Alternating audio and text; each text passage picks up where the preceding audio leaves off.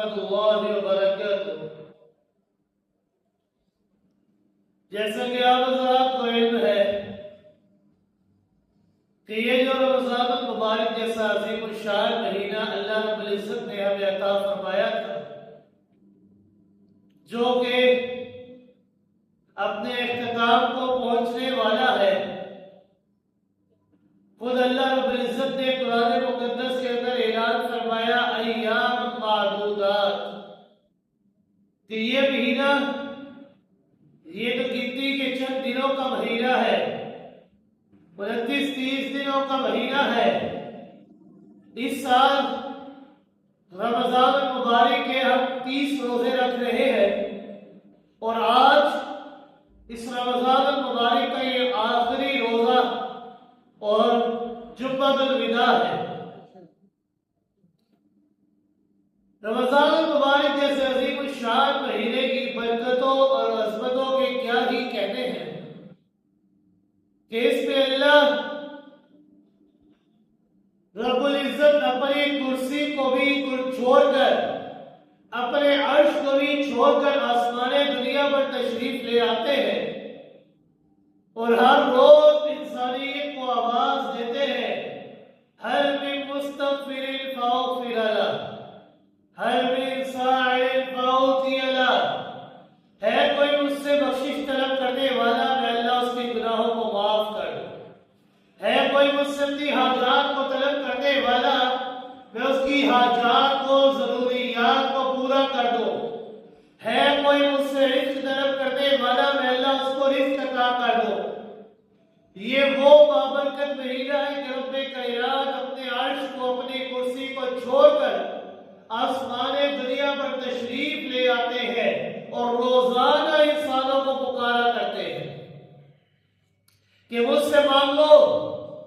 تمہارے مانگنے کے اندر دیر اور کمی ہو سکتی ہے، میں اللہ کے عطا کرنے کے اندر دیر اور کمی نہیں ہو سکتی۔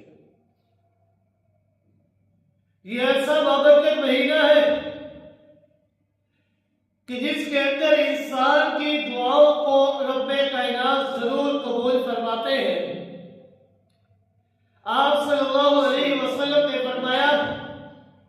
کہ وہ لوگ جن کی دعاؤں کو رب کائنات ضرور قبول فرماتے ہیں، ان میں سے ایک وہ بندہ بھی ہے جو کہ روزے دار ہے، کہ روزے کی حالت میں انسان جو دعا اپنے رب سے کرے گا، رب کائنات اس دعا کو بھی قبول فرمائے گا۔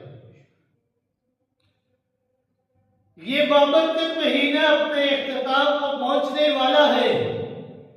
اب چند دنوں کی بات بھی نہیں رہی، بلکہ چند گھنٹوں کی بات رہ گئی ہے۔ گن کے 5 سے 6 گھنٹے باقی رہ گئے ہیں۔ ان 5-6 گھنٹوں کو اس طرح گزاریے کہ آپ نے پورے مہینے کے اندر اپنے رب کی اتنی عبادت نہ کی ہو جتنی ان گھنٹوں کے اندر کی ہو۔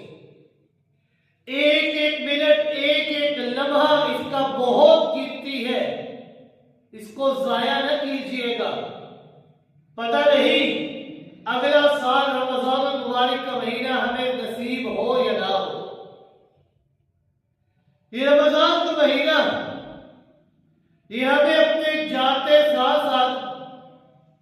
جاتے ہوئے بہت ساری چیزوں کو سکھا کر جاتا ہے، لیکن ہم انسان اتنے بدنصیب ہے کہ شوال کا چاند نظر آتے ہی اس کے سارے سبق جو اسے سکھائے ہم بھول جاتے ہیں۔ رمضان کا مہینہ یہ اپنے جاتے ہوئے ایک ایسا سبق بھی ہمیں سکھا کر جاتا ہے کہ جو ہماری زندگی کے لیے بے حد ضروری اور بے حد قیمتی ہے۔ وہ اتنا ضروری اور اہم سبق ہے کہ آپ صلی اللہ علیہ وسلم اس مہینے کے آغاز ہونے سے پہلے جو خطبہ دیتے تھے، اس کے اندر بھی آپ صلی اللہ علیہ وسلم اس کی اہمیت کو اجاگر کیا کرتے ہیں۔ اور وہ چیز کیا ہے، وہ سبق کیا ہے جو رمضان المبارک کا مہینہ ہمیں سکھا کر جاتا ہے، وہ ہے صبر کا، کہ رمضان یہ ہمیں اپنے جاتے ہوئے صبر کا درس اور سبق دے کر جاتا ہے کہ جس طرح اس بابرکت مہینے کے اندر تم نے اپنے باقی 11 مہینوں کے اندر تم اپنے آپ کو حرام سے بھی روک سکتے ہو۔ جب تمہارے لیے اپنے آپ کو حلال سے روکنا مشکل نہیں ہے تو حرام سے روکنا تو بطریق اولا آسان ہوگا تمہارے لیے۔ حلال سے روک کر اللہ رب العزت نے ہمارے اندر صبر کی دولت کو پیدا کیا ہے کہ تمہارے اندر یہ جو صبر کی دولت پیدا ہوئی ہے اس کا مقصد یہ ہے کہ تم جس طرح اپنے آپ کو حلال اشیاء سے روک رہے ہو بالکل اسی طرح باقی 11 مہینوں میں تم نے اپنے آپ کو حرام چیزوں سے روکنا ہے۔ میں اللہ نے حلال سے روک کر تمہیں بتایا ہے، سمجھایا ہے کہ تم اپنے آپ کو روک سکتے ہو۔ تمہارے اندر اتنی طاقت ہے، اتنی قوت ہے کہ تم اپنے آپ کو روک سکتے ہو، بشرطے کہ تمہارا ارادہ اور تمہاری نیت ہو۔ ہمارا ارادہ اور نیت ہوتی ہے کہ ہم نے رمضان میں روزہ رکھنا ہے، روزے کی حالت میں ان چیزوں سے اللہ نے ہمیں منع کیا ہے تو ہم اللہ کے حکم کی تابع داری کرتے ہوئے اپنے آپ کو روکتے ہیں۔ تو یاد رکھیے گا جس طرح اللہ نے ہمیں اس رمضان مبارک کے مہینے میں حلال چیزوں سے روک کر ہمیں سکھایا ہے کہ تم رک سکتے ہو، اسی طرح باقی 11 مہینے اللہ نے ہمیں یہ بھی سکھایا ہے کہ تم نے حرام چیزوں سے بھی اپنے آپ کو روکنا ہے۔ تو ان حرام چیزوں سے بھی روکتے ہوئے اللہ کی تابعداری کرتے ہوئے اپنے آپ کو روکنا، یہ رمضان ہمیں سکھا کر جاتا ہے۔ یاد رکھیے گا انسان کی زندگی جو ہے یہ کبھی بھی ایک ہی رفتار پر ایک ہی جگہ پر نہیں چل سکتی۔ انسان کی زندگی کے اندر یہ تشریف و افراز آتے رہتے ہیں، کبھی خوشی ہے، کبھی غم ہے، کبھی سکھ ہے تو کبھی دکھ ہے، کبھی آسانی ہے تو کبھی مشکل ہے، کبھی صحت ہے کبھی بیماری ہے۔ تو بالکل اسی طرح اللہ رب العزت نے ایک بندہ مومن کے لیے بھی 2 چیزیں بنائی ہیں، ایک ہے صبر اور دوسرا ہے شکر۔ کہ اگر انسان کے اوپر کوئی مصیبت کوئی تکلیف آ جائے تو صبر کے دامن کو مضبوطی سے تھامے، اور جب انسان کو اللہ کی طرف سے کوئی نعمت کوئی خوشی کوئی رحمت عطا ہو تو اسے چاہیے کہ اللہ کا شکر ادا کرے، کیونکہ نعمتوں کا دینے والا کون ہے؟ اکیلا اللہ ہے۔ صبر اور شکر یہ انسانی زندگی کی 2 ایسی اہم ترین صفات ہیں کہ جن سے زندگی کی حالات جو ہے یہ ساری زندگی یہ اعتدال کے اوپر میانہ روی کے اوپر قائم رہتی ہے۔ اللہ تعالیٰ نے جس طرح امت محمدیہ صلی اللہ علیہ وسلم کو اور دیگر بہت ساری خصوصیات سے بہت ساری نعمتوں سے نوازا ہے، اسی طرح اللہ رب العزت نے اس امت کو اپنے فضل سے صبر اور شکر جیسی اہم ترین صفات سے بھی نوازا ہے۔ جس طرح اللہ نے اس امت کو امر بالمعروف اور نہی عن المنکر کا یہ صفات یہ حکم دے کر خیر امت کا لقب اس امت کے سر کے اوپر سجایا ہے، اسی طرح اس امت کی خصوصیات میں سے ایک خصوصیت ہے صبر اور شکر، کہ اللہ رب العزت نے اپنے فضل و رحمت سے اس امت کو عطا فرمائی۔ یہ ایسی صفات ہے کہ اللہ رب العزت نے ان صفات کا تذکرہ حضرت عیسیٰ علیہ السلام سے فرمایا، یا عیسیٰ انی باعث من بعدک امة اذا اصابهم ما يحبون حمدوا الله وان اصابتهم ما يكرهون احتسبوا والصبروا۔ کہ رب کائنات نے فرمایا یا عیسیٰ، اے عیسیٰ میں آپ کے بعد ایک ایسی امت کو پیدا کروں گا، ایک ایسی امت آئے گی آپ کے بعد، ایسے لوگ پیدا کروں گا کہ اگر ان کو وہ چیز ملے ما یحبون جس کو وہ پسند کرتے ہیں، جس کی ان کے دل کے اندر چاہت ہے محبت ہے، تو حمد اللہ تو وہ اللہ کا شکر ادا کریں گے، نہ شکری نہیں کریں گے بلکہ اللہ کا شکر ادا کریں گے، یا اللہ تیرا شکر ہے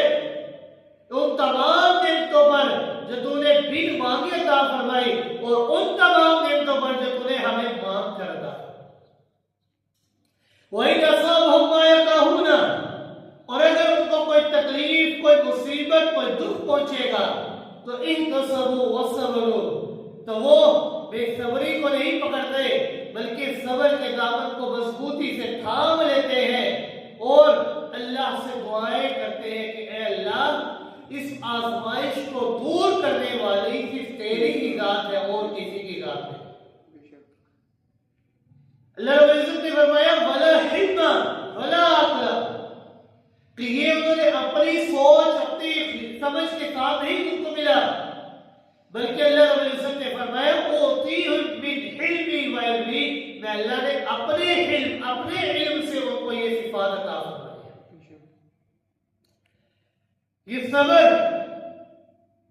یہ ایک ایسی نعمت ہے کہ آپ صلی اللہ علیہ وسلم جب یہ رمضان کا مہینہ شروع ہوتا تو اس کا جو خطبہ آپ دیتے تھے شعبان کے مہینے میں، اس کے آغاز ہونے سے پہلے شعبان کے مہینے میں آپ خطبہ دیتے تھے اور اس خطبے کے اندر بھی آپ صلی اللہ علیہ وسلم لوگوں کو بتلاتے تھے کہ اے لوگوں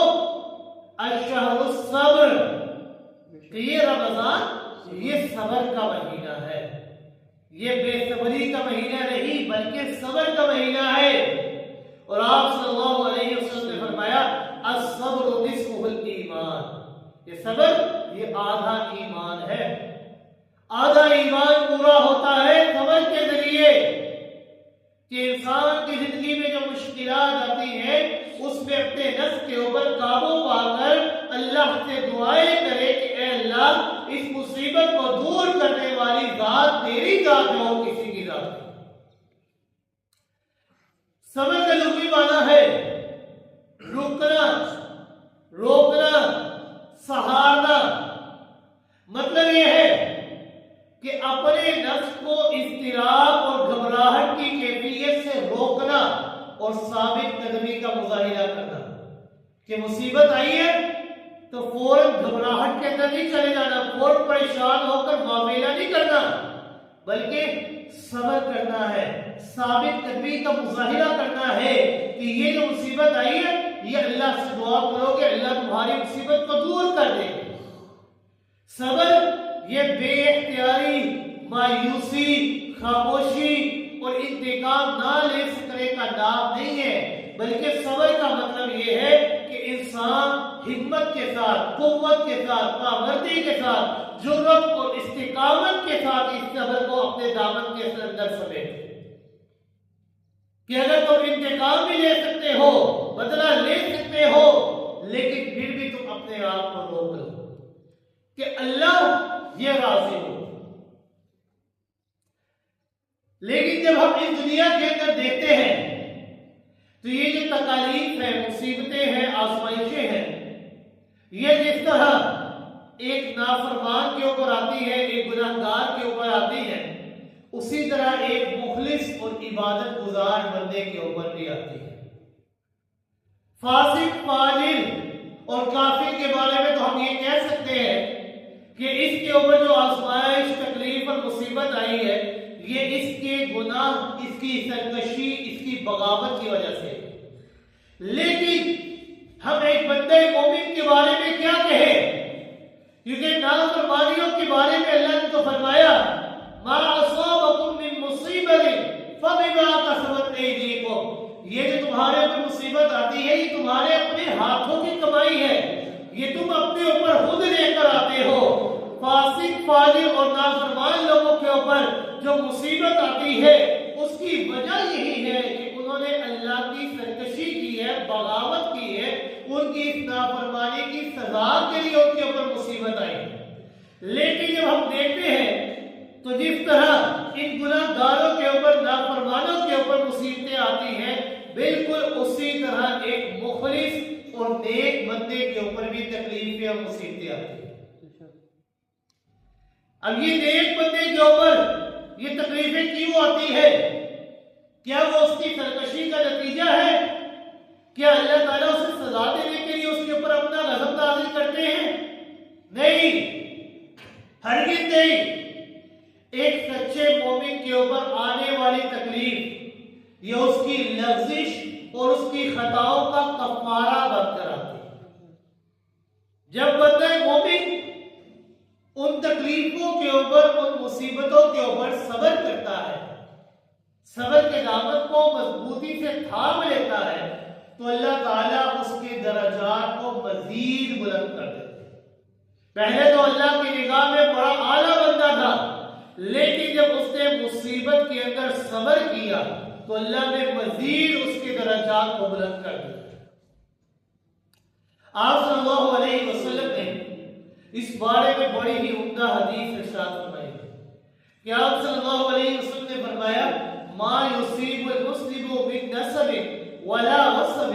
ولا حم ولا حزن ولا عزن ولا غم، کہ کوئی مسلمان ایسا نہیں ہے کہ جب بھی اس مسلمان کے اوپر کوئی تکلیف آتی ہے، کوئی مصیبت آتی ہے، کوئی غم آتا ہے، کوئی حزن آتا ہے، کوئی تکلیف، کوئی رنج، کوئی تکلیف آتی ہے، حتی الشوکۃ یشاقها، یہاں تک کہ آپ صلی اللہ علیہ وسلم فرمایا کہ اگر کسی بندہ مومن کو ایک کانٹا بھی چبھتا ہے، یعنی تکلیفیں تو بہت بڑی ہیں، وہ دور کی بات ہے، یہاں تک فرمایا حتی الشوکۃ یشاقها، یہاں تک کہ جب بندہ مومن کو ایک کانٹا بھی چبھ جاتا ہے تو آپ صلی اللہ علیہ وسلم نے فرمایا الا کفر اللہ بها من خطاياه، کہ اس کانٹے کے چبھنے کی وجہ سے بھی اللہ رب العزت مومن کے گناہوں کو مٹا دیا کرتے ہیں۔ یہ صبر بہت بڑی نعمت ہے، اور یہ رمضان ہمیں صبر کا درس دے کر جاتا ہے، صبر کا سبق دے کر جاتا ہے کہ جس طرح تم نے اپنے آپ کو رمضان میں حیات سے روکا ہے، باقی 11 مہینوں کے اندر تم نے اپنے آپ کو حرام سے روکنا ہے، اپنے نفس کو اپنے قابو میں رکھنا ہے، جس طرح اس مہینے کے اندر تم نے اپنے نفس کو اپنے قابو کے اندر، اپنے کنٹرول کے اندر رکھا، اپنے آپ کو روکتے رہے، ہر چیز سامنے میسر تھی، کوئی روکنے والا نہیں تھا، لیکن تم روکتے رہے، تو یاد رکھنا میں رمضان تو جا رہا ہوں، لیکن باقی 11 مہینے تم نے میرے اس سبق کے اوپر عمل کرنا ہے، اپنے آپ کو حرام چیزوں سے بطریق اولا روکنا ہے، کیونکہ جب کوئی مصیبت اور تکلیف تمہارے اوپر آئے گی تو یاد رکھنا اس مصیبت اور تکلیف کی وجہ سے اللہ رب العزت تمہارے گناہوں کو معاف کر دیا کرتے ہیں۔ اسی طرح بڑی عمدہ حدیث کہ پیغمبر کائنات صلی اللہ علیہ وسلم ایک موقع پر حضرت ام سائب رضی اللہ تعالی عنہا کے ہاں تشریف لے گئے۔ اب حضرت ام سائب رضی اللہ تعالی عنہا کو بخار تھا، ہمیں بھی بخار چڑھتا ہے، آپ یہ حدیث سنیں گے تو آپ کو مزہ آئے گا کہ حضرت ام سائب رضی اللہ تعالی عنہا کو بخار تھا، آپ ان کے ہاں تشریف لے کر گئے۔ اب ان کو دیکھا جب آپ صلی اللہ علیہ وسلم نے تو بخار کو برا بھلا کہہ رہے تھے کہ میرے اوپر کیوں آ گیا، میں تھک گئی ہوں، میرے سے یہ کام نہیں ہو رہا، میں وہ نہیں کر پا رہی۔ تو آپ صلی اللہ علیہ وسلم نے فرمایا کہ اے ام صاحب لا تسب الحما، اس بخار کو برا بھلا نہ کہو، کیوں؟ فإنها تذهب خطاب بنی آدم كما يذهب القير جلد الحديد، کہ یہ بخار تو ہے، یہ انسان کے گناہوں کو انسان سے اس طرح دور کر دیتا ہے جس طرح لوہے کی میل کچیل کو آگ کی بھٹی دور کر دیا کرتی ہے۔ چھوٹی سے چھوٹی مصیبت بھی کانٹا چبھے تو بھی انسان کے گناہ معاف ہوتے ہیں، اگر بخار آئے تب بھی انسان کے گناہوں کو اللہ رب العزت معاف کر دیا کرتے ہیں۔ یاد رکھیے گا یہ جو مصیبتیں ہیں، یہ تکلیفیں ہیں، یہ صرف بندہ مومن کے اوپر نہیں آئی، ہم تو بھی گناہ کر بیٹھتے ہیں، ہم سے بھی خطائیں ہو جاتی ہیں، ہم تو خطا کار ہیں، گناہ گار ہیں، لیکن جو نیک وکار ہیں، جن سے کبھی کوئی گناہ، کبھی کوئی خطا، کبھی سرزدی نہیں ہو سکتی تھی، انبیاء، ان کے اوپر بھی تکلیفیں، مصیبتیں اور آزمائشیں آئی۔ جب ان کے اوپر آ سکتی ہے تو ہم تو کسی کھیت کی مولی نہیں۔ خود آپ صلی اللہ علیہ وسلم نے فرمایا کہ اگر آپ لوگوں کو ایک بخار چڑھتا ہے نا تو مجھے اتنا بخار چڑھتا ہے کہ جتنا 2 آدمیوں کو بخار چڑھتا ہے۔ ان کے اوپر تکلیفیں، آزمائشیں ہم سے کئی گنا بڑی تھی۔ دندان مبارک شہید ہوئے، نالین لہو لہان ہوئے، جبرا شہید ہوا، آپ صلی اللہ علیہ وسلم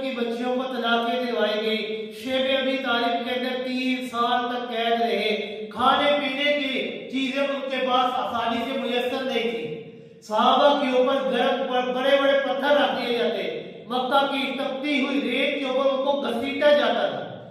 لیکن انہوں نے صبر کیا، اور جب صبر کیا تو اللہ نے سیدھا عطا کیا کہ تا قیامت اللہ نے ان کو مثال بنا دیا۔ فَإِنْ آمَنُوا بِمِثْلِ مَا آمَنْتُمْ بِهِ فَقَدِ اهْتَدَوْا، کہ اگر تم اپنے آپ کو مومن کہتے ہو نا تو تمہارا ایمان ان کی طرح ہونا چاہیے جس طرح میرے محبوب کے صحابہ ایمان لے کر فَقَدِ اهْتَدَوْا، تب جا کر تم کامل ہدایت یافتہ ہوگے۔ یہ کس وجہ سے کہ انہوں نے تکلیفوں کے اوپر، مصیبتوں کے اوپر بے صبری نہیں کی، گھبرا نہیں گئے، واویلے نہیں کیے، ماتھے نہیں پیٹے، اپنے سینے چاک نہیں کیے، بلکہ صبر کے دامن کو مضبوطی سے تھاما اور ایک طرف سے دعائیں کی تو رب نے صلہ عطا کیا۔ حدیث شریف میں آتا ہے کہ آپ صلی اللہ علیہ وسلم نے فرمایا کہ جب کسی انسان کا کوئی بیٹا فوت ہو جاتا ہے تو اللہ تعالیٰ روح قبض کرنے والے فرشتوں سے سوال کرتے ہیں، قبض تم والا دعوی کہ اے فرشتوں، تم نے میرے بندے کی اولاد کو قبض کیا ہے، میرے بندے کا جو بچہ تھا اس کی روح کو تم نے قبض کر لیا ہے، اس کو اس دنیا سے کھینچ کر آگے لے آئے ہو۔ فرشتے عرض کرتے ہیں نعم جی ہاں اللہ رب العزت۔ تو اللہ رب العزت سوال کرتے ہیں قبضتم ثمرۃ فؤادہ، کیا تم نے اس کے دل کا ٹکڑا اس سے چھین لیا ہے؟ کیونکہ اولاد سے بڑھ کر ماں باپ کے لیے کوئی دولت نہیں ہوتی، ماں باپ اپنی اولاد کے اوپر اپنی ہر چیز قربان کر دیتے ہیں، اپنی جوانی، اپنی زندگی، اپنی دولت، جو چیز ان کے بس میں، جو چیز ان کے پاس ہوتی ہے، ہر چیز اپنی اولاد کے اوپر قربان کرنے سے ایک قدم بھی وہ پیچھے نہیں ہوتے، ہر چیز اپنی اولاد کے اوپر قربان کر دیتے ہیں، ان کی ہر خواہش کا احترام کرتے ہیں، ہر خواہش کو پورا کرنے کی پوری کوشش کیا کرتے ہیں۔ تو اس لیے اللہ رب العزت نے فرمایا قبضتم ثمرۃ فؤادہ، کہ اے فرشتوں، کیا تم نے میرے بندے کی دل کا ٹکڑا، جو اس کا دل کا ٹکڑا تھا وہ تم نے چھین لیا ہے؟ تو فرشتے عرض کرتے ہیں نعم جی ہاں اللہ رب العزت۔ تو اللہ رب العزت سوال کرتے ہیں ماذا قال عبدی، تو پھر میرے بندے نے کیا کہا؟ فرشتے کہتے ہیں حمدک واسترجع، کہ اے اللہ، جب ہم نے اس کے بیٹے کی روح کو قبض کیا نا تو اس نے اللہ تیری تعریف بیان کی، واسترجعی، اور یہ دعا پڑھی انا للہ و انا الیہ راجعون، کہ ہم سب اس دنیا کے اندر اللہ کی امانت ہے، ہم اس دنیا کے اندر آئے ہیں وَإِنَّا إِلَيْهِ رَاجِعُونَ، اور ہم نے اللہ کی طرف ہی لوٹ کر جانا ہے۔ کوئی انسان اس دنیا کے اندر ہمیشہ زندہ نہیں رہ سکتا، موت نے آنا ہے۔ اے اللہ، اس نے تیری تعریف بیان کی اور یہ کہا کہ یا اللہ تیری امانت تھی، تو نے اپنی امانت اپنے پاس واپس لے لی۔ تو رب کائنات فرماتے ہیں ابنوا لعبدی بیتا فی الجنہ وسموہ بیت الحق، کہ اے فرشتوں جاؤ جنت کے اندر، بلند و بالا مقام کے اندر جاؤ اور جا کر میرے اس بندے کے لیے ایک بلند و بالا محل تعمیر فرماؤ، اور اس محل کا نام رکھنا ہے بیت الحمد، کہ بیت الحمد وہ گھر جو تعریفوں والا ہے، وہ گھر جو خوبیوں والا ہے۔ اللہ رب العزت انسان کے لیے جنت میں محلات بنا۔ یاد رکھیے گا یہ رمضان یہ ہمیں صبر کا سبق دے کر جا رہا ہے۔ ہم نے جس طرح اپنے آپ کو حلال سے روکا، اسی طرح باقی 11 مہینے اپنے آپ کو حرام سے روکا ہے۔ پیغمبر کائنات صلی اللہ علیہ وسلم کی زندگی کے بالکل آخری سالوں کے اندر اللہ رب العزت نے آپ صلی اللہ علیہ وسلم کو حضرت ماریہ قبطیہ رضی اللہ تعالیٰ عنہ کے بدن سے ایک فرزند عطا فرمایا۔ آپ صلی اللہ علیہ وسلم کو اپنے بیٹے کی پیدائش پر بہت خوشی تھی، آپ بڑے خوش تھے۔ آپ نے اپنے بیٹے کا نام اپنے جد امجد حضرت ابراہیم خلیل اللہ علیہ السلام کے نام پر ابراہیم رکھ دیا، اور اس کے عقیقے کے اوپر آپ نے اپنے 2 مینڈے ذبح کیے اور عوالی مدینہ میں غزات کے لیے ایک دائی کے سپرد کر دیا۔ آپ صلی اللہ علیہ وسلم کبھی کبھار وہاں پر تشریف لے کر جایا کرتے تھے اور اپنی اولاد سے، اپنے بیٹے سے بے انتہا پیار کیا کرتے تھے۔ اللہ کی قدرت کہ جب وہ بیٹا 15-16 ماہ کا ہوا وہ اس دنیا کے اندر رہتے ہوئے شدید بیمار ہو گیا، بالکل صحیح سالم تندرست تھا، لیکن 16 ماہ گزر جانے کے بعد اچانک شدید بیمار ہو گیا۔ آپ صلی اللہ علیہ وسلم کو جب بیٹے کی بیماری کا علم ہوا تو فوراً آپ صلی اللہ علیہ وسلم چند صحابہ کی معیت میں وہاں پر چلے گئے، اور اس وقت بچے کے اوپر نزف کا عالم طاری تھا، سانس رک رک کر آ رہی تھی۔ آپ صلی اللہ علیہ وسلم نے فوراً اپنے بیٹے کو اپنی گود میں اٹھا لیا۔ فجعلت عین رسول اللہ صلی اللہ علیہ وسلم تذرفان، صحابہ فرماتے ہیں کہ ہم نے دیکھا کہ آپ صلی اللہ علیہ وسلم کی آنکھوں سے آنسو جا رہے۔ تو صحابہ فرماتے ہیں کہ ہم نے آپ صلی اللہ علیہ وسلم سے سوال کیا، وانت تبکی یا رسول اللہ، اللہ کے رسول صلی اللہ علیہ وسلم آپ رو رہے ہیں، یہ آنسو کہتے ہیں؟ آپ ہمیں صبر کی تلقین کرتے ہیں اور آپ خود رو رہے ہیں۔ آپ صلی اللہ علیہ وسلم نے فرمایا انہا رحمت، کہ یہ تو رحمت کے آنسو ہے۔ آنسوؤں کا آ جانا یہ بے صبری کی دلیل نہیں ہوتی، رونے کے اوپر یہ کوئی پابندی نہیں، یہ تو ایک فطری امر ہے۔ ہاں اگر ممانعت ہے تو واویلا کرنے کے اوپر، نوحہ کرنے کے اوپر، ماتم کرنے کے اوپر، ان چیزوں کے اوپر ماتم ہے۔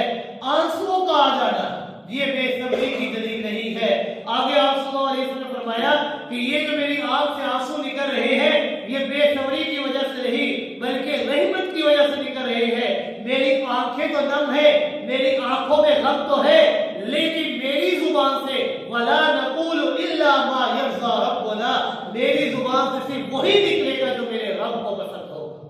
اور میرے رب کو کیا پسند ہے؟ اِنَّا لِلَّهِ وَإِنَّا إِلَيْهِ رَاجِعُونَ، کہ اے اللہ ہم اس دنیا کے اندر تیری امانت ہے، ہمیں امانت کی طور پر تو نے اس دنیا کے اندر بھیجا ہے، اور ہم نے آنا کہاں پر ہے؟ اِنَّا إِلَيْهِ رَاجِعُونَ، ہم نے واپس تیری طرف ہی لوٹ کر آنا ہے۔ اے اللہ تو نے یہ امانت مجھے دی تھی، اب تو مجھ سے واپس لے رہا ہے، تو ہم تیری تعریف ہی بیان کرتے ہیں۔ آنکھوں سے آنسو کا آ جانا یہ بے صبری کی دلیل نہیں ہے۔ اور یاد رکھیے گا جب انسان کے اوپر مصیبت آ جائے، تکلیف آ جائے، تو وقت کے گزرنے کے ساتھ ساتھ انسان کو صبر آ جاتا ہے۔ وقت گزر جاتا ہے، زمانے کے گزرنے کے ساتھ ساتھ انسان اس غم کو بھولتا جاتا ہے، اس غم کے اوپر پردے ڈلتے جاتے ہیں، انسان اس صدمے کو، اس غم کو آہستہ آہستہ بھول جاتا ہے۔ جب انسان کے اوپر تکلیف آئی اور انسان اس وقت نوحہ کرے، ماتم کرے، اور بعد میں وقت کے ساتھ ساتھ جب اس کو صبر آ جائے تو یاد رکھیے گا یہ کوئی کمال کی بات نہیں۔ حقیقی صبر یہ ہے کہ جب انسان کے اوپر تکلیف آئی ہے، مصیبت آئی ہے، تو انسان کو چاہیے اسی وقت صبر کرے، یہ حقیقی صبر ہے۔ وقت کے ساتھ ساتھ تو انسان کو صبر آ ہی جاتا ہے، یہ کوئی بڑی بات نہیں ہے، بلکہ اصل صبر اور حقیقی صبر یہ ہے کہ جس وقت تکلیف آئی اسی وقت صبر کرے۔ پیغمبر اعظم صلی اللہ علیہ وسلم کی حیات طیبہ کا ایک واقعہ ہے کہ آپ صلی اللہ علیہ وسلم ایک مرتبہ قبرستان سے گزرے تو دیکھتے ہیں کہ ایک عورت اپنے بیٹے کی قبر کے اوپر رو رہی ہے۔ آپ صلی اللہ علیہ وسلم اس عورت کو نصیحت کرتے ہوئے ارشاد فرماتے ہیں اتق اللہ واصبری، کہ اللہ سے ڈرو، تقوی اختیار کرو اور صبر کے دامن کو مضبوطی سے تھامو۔ اس عورت نے ابھی پیچھے مڑ کر نہیں دیکھا، فوراً کہنے لگی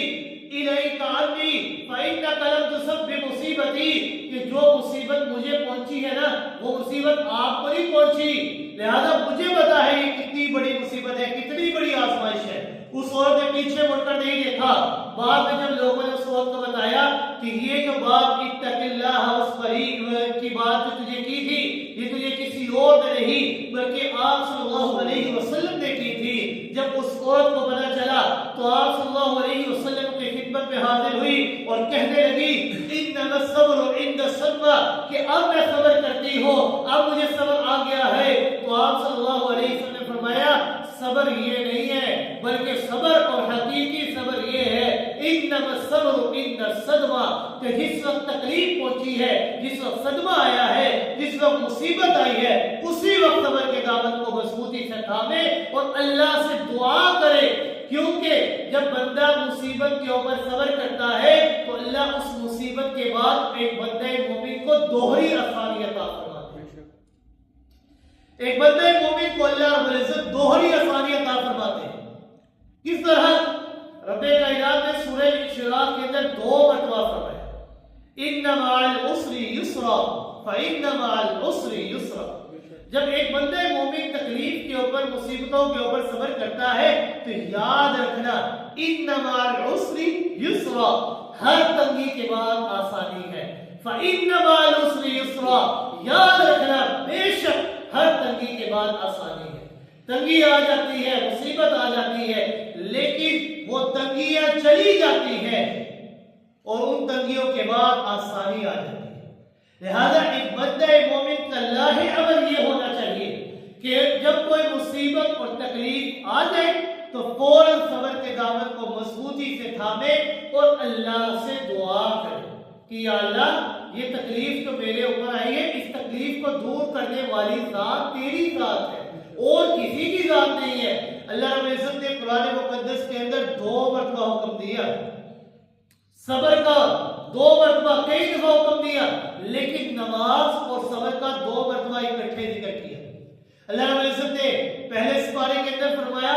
وَاسْتَعِينُوا بِالصَّبْرِ وَالصَّلَاةِ، اور دوسرے سپارے کے اندر فرمایا یا ایھا الذین آمنوا استعینوا بالصبر والصلاۃ، کہ اے لوگو، اے ایمان والو، اللہ کی مدد طلب کرو. کس کے ذریعے؟ نماز کے ذریعے اور صبر کے ذریعے اللہ سے مدد طلب کرو. کیونکہ جب تم اللہ سے مدد طلب کرو گے تو اس صبر کی وجہ سے، اس نماز کی بدولت میں اللہ رب العزت تمہاری تمام آزمائشوں کو، تمہاری تمام تکلیفوں کو تم سے دور کر دوں گا. کیوں؟ ان اللہ مع الصابرین، اللہ کا اعلان ہے کہ میں اللہ ہمیشہ صبر کرنے والوں کے ساتھ ہوتا ہوں. اور جب انسان کے ساتھ اللہ کی مدد، اللہ کی نصرت شامل حال ہو جائے، پھر اسے کسی اور چیز کی ضرورت نہیں پڑتی، اسے کسی اور کے ساتھ کی ضرورت نہیں پڑتی، کیونکہ سب سے بڑی مدد اور سب سے بڑی نصرت صرف اللہ کی ذات کی اور کسی کی نہیں. تو یہ رمضان کا مہینہ یہ ہمیں جاتے ہوئے صبر کا درس اور سبق دے کر جاتا ہے کہ اے لوگوں، جس طرح اس رمضان المبارک کے مہینے کے اندر تم نے اپنے آپ کو حلال چیزوں سے روکا ہے، صبر کیا ہے، اپنے نفس کو اپنے قابو کے اوپر لے کر آئے ہو، اپنے نفس کو اپنے کنٹرول میں لے کر آئے ہو. یہ کس طرح لے کر آئے ہو کہ اللہ کی مدد اور نصرت کے ساتھ تم نے اپنے آپ کو حلال سے بھی روکا ہے. تم روک سکتے ہو، تمہارے اندر اتنی طاقت، اتنی قوت ہے کہ تم اپنے آپ کو حلال سے بھی روک رہے ہو. اللہ کا حکم ہے، تم نے روکا ہے، تم نے کر کے دکھایا ہے. تو یہ رمضان ہمیں سکھاتا ہے کہ جس طرح تم اللہ کے حکم کی تابعداری کرتے ہوئے اپنے آپ کو اس مہینے کے اندر حلال چیزوں سے بھی روک رہے ہو، تو اسی طرح باقی 11 مہینوں کے اندر تم اپنے آپ کو حرام چیزوں سے بھی روک سکتے ہو. حلال سے روکنا بہت مشکل تھا. کھانا سامنے ہے، پینے سے پانی سامنے ہے، انسان کھا سکتا ہے، پی سکتا ہے، کوئی روکنے والا نہیں، کوئی کچھ کہنے والا نہیں آج کے دور کے اندر. لیکن انسان کھا نہیں رہا، پی نہیں رہا. کیوں؟ کیونکہ اللہ کا حکم ہے. اللہ کا حکم ہے طلوع فجر سے لے کر غروب شمس تک تم نے اپنے آپ کو روک رہا ہے. تو انسان اللہ کی تابعداری کرتے ہوئے اپنے آپ کو روک رہا ہے، اپنے اندر صبر کو پیدا کر رہا ہے. پورا مہینہ اللہ نے اس صبر کی دولت کو انسان کے اندر پیدا کیا. تو اب یہ رمضان ہمیں حکم دے رہا ہے کہ جس طرح تم نے 11 مہینے اپنے، جس طرح اس مہینے کے اندر تم نے صبر کے دامن کو مضبوطی سے تھاما ہے، اب تمہاری ذمہ داری یہ ہے کہ باقی 11 مہینے بھی تم نے اپنے آپ کو برائی اور حرام کے کاموں سے روک رہا ہے. یہ رمضان کا مہینہ یہ اپنے جاتے ہوئے بہت ساری چیزیں انسان کو سکھا کر جاتا ہے. سب سے بڑی چیز صبر ہے. پھر اس کے بعد ایک بندہ مومن جب صبح فجر سے پہلے سحری کے لیے اٹھتا ہے تو فجر سے پہلے سحری کے لیے اٹھنا یہ انسان کو سکھاتا ہے کہ اے بندہ مومن، تم باقی 11 مہینے بھی فجر کی نماز کے لیے اٹھ سکتے ہو. جس طرح آج تم سحری کے لیے اٹھ رہے ہو، باقی 11 مہینے تم سے نماز کے لیے اٹھ سکتے ہو. تمہیں روکنے والا کوئی نہیں، تم اٹھ سکتے ہو. ہم روزہ رکھتے ہیں، روزہ ہمیں کہتا ہے کہ جس طرح تم اپنے آپ کو حلال سے روک رہے ہو، اسی طرح باقی 11 مہینے تم اپنے آپ کو حرام سے بھی روک سکتے ہو. ہم راتوں کو جاگ کر قیام اللیل کرتے ہیں، تراویح کی نماز ادا کرتے ہیں، یہ ہمیں سکھاتی ہے کہ تم صرف اس مہینے نہیں بلکہ پورے 11 مہینے راتوں کو جاگ جا کر اپنے رب کی عبادت کر سکتے ہیں۔ تمہارے اندر اتنی طاقت، اتنی قوت ہے، تم اپنے رب کی عبادت ساری زندگی کر سکتے ہو۔ پورے مہینے کے اندر قرآن کی تلاوت کرنا یہ ہمیں سکھا رہا ہے، یہ ہمیں سمجھا رہا ہے کہ جس طرح اس بابرکت مہینے کے اندر تم نے قرآن کی تلاوت کی ہے، اسی طرح باقی 11 مہینے بھی تم قرآن کی تلاوت کر سکتے ہو۔ قرآن صرف اس مہینے کے لیے نہیں نازل ہوا بلکہ انسان کی ساری زندگی کے لیے نازل ہوا ہے۔ تو جس طرح اس مہینے کے اندر تم تلاوت کر رہے ہو، اسی طرح باقی 11 مہینے میں تم قرآن کی تلاوت کر سکتے ہو، کیونکہ ایک انسان کو چاہیے، بندہ مومن کو چاہیے کہ اپنی زندگی کو جو ہے اس رمضان کی طرح بنا دے، کیونکہ جب بندہ اپنی زندگی کو رمضان کی طرح بنا لے گا تو اللہ رب العزت اس کی موت کو عید کی طرح بنا دے۔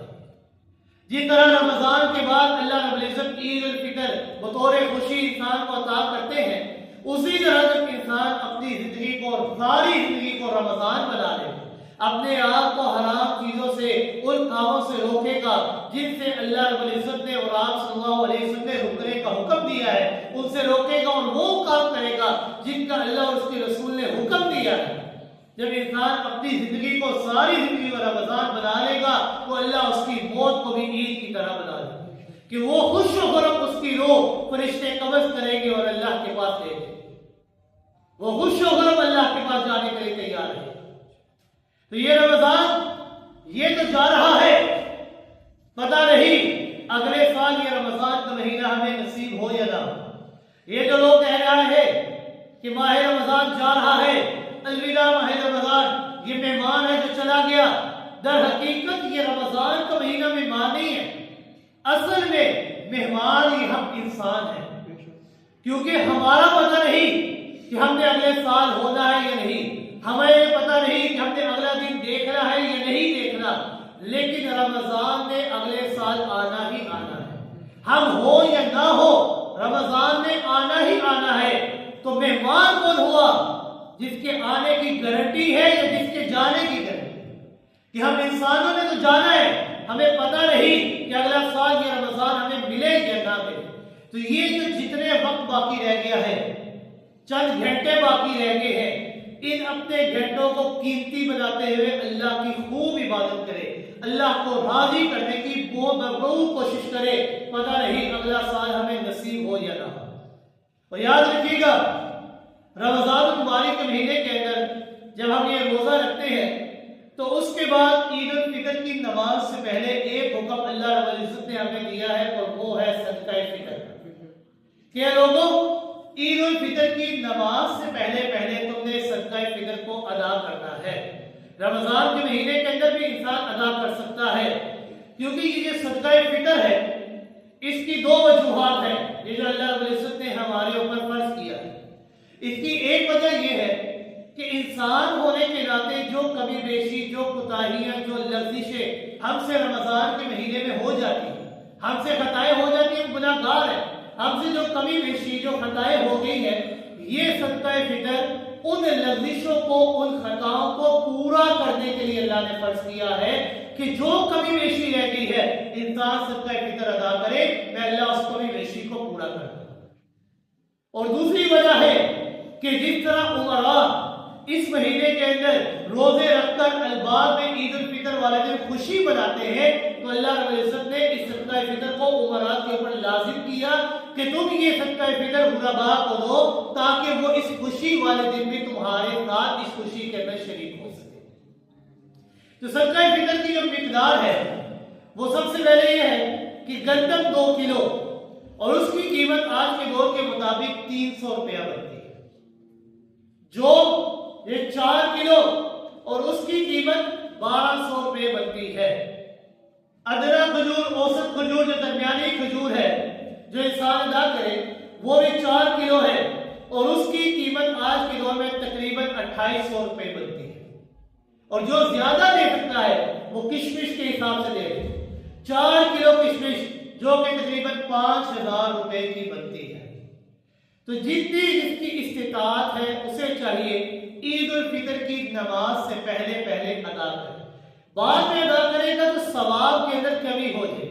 اصل ثواب جو انسان کو ملے گا وہ عید الفطر کی نماز سے پہلے پہلے ہے، تاکہ جو غلطیاں جو لغزشیں ہیں وہ بھی معاف ہو جائے اور جو غربا ہے وہ بھی ہماری اس خوشی کے اندر شریک ہو سکے. تو اللہ رب العزت سے دعا ہے کہ اللہ رب العزت ہم نے رمضان المبارک کے مہینے کے اندر جو عبادات کی ہے، جو نمازیں پڑھی ہیں، جو روزے رکھے ہیں، جو ان تمام چیزوں کو اللہ رب العزت اپنی بارگاہ میں قبول و منظور فرما لے، اور جو کمی بیشی رہ گئی ہے اللہ رب العزت اس کمی بیشی کو اپنی رحمت سے معاف فرما دے. وما علینا